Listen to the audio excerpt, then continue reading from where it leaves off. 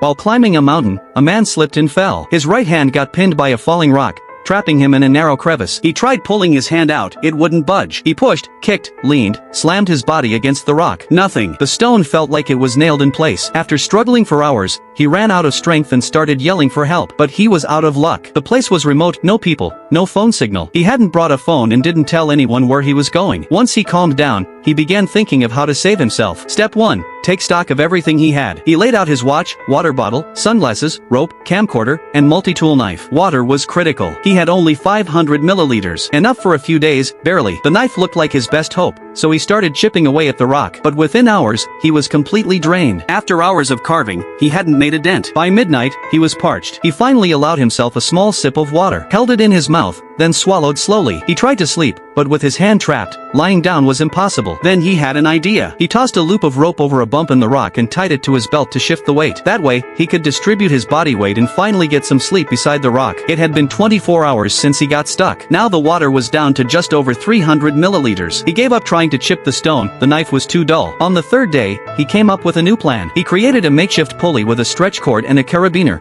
hoping to use physics to free himself. He tied the cord around his foot and pulled with his hand, but the rock still didn't move an inch. Another failure. His mind filled with visions of water, soda, and beer. He had only 150 milliliters of water left, enough for one more day. Then he noticed the cloth wrapping around the water tube. It could work as a tourniquet. He wrapped it around his right arm and tightened it with the carabiner. Then he picked up the multi-tool knife, but it was so dull, it couldn't even cut his skin. Weakened and desperate, he reached for his bottle again, but this time, he knocked it over. The last of his water spilled on the ground. Just as he was about to give up, thunder rumbled. Rain started falling. He opened his mouth to catch drops. He used the bottle to collect as much as he could. The rain got heavier, soon it turned into a stream. Water flowed into the crack, slowly rising. He pushed against the rock under the water, and suddenly, it moved. The rock shifted. He was free. Then he woke up with a jolt. He was still trapped in the canyon. It had all been a dream.